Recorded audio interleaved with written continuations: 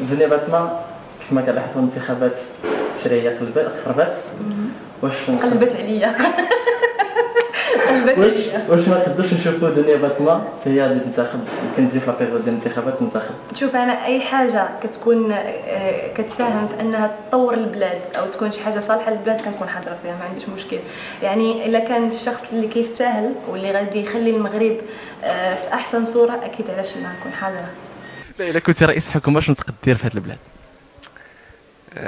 غادي نبرع الفنانين وغادي نبرع الشعب كله، غادي نعطي لكل واحد الحقوق ديالو كما يجب. احمد شوقي، حنا مقبلين على الانتخابات الان، واش دخلني في السياسه؟ الله يخليك كنقول لك لا نقول لك، واش احمد شوقي غادي ينتخب؟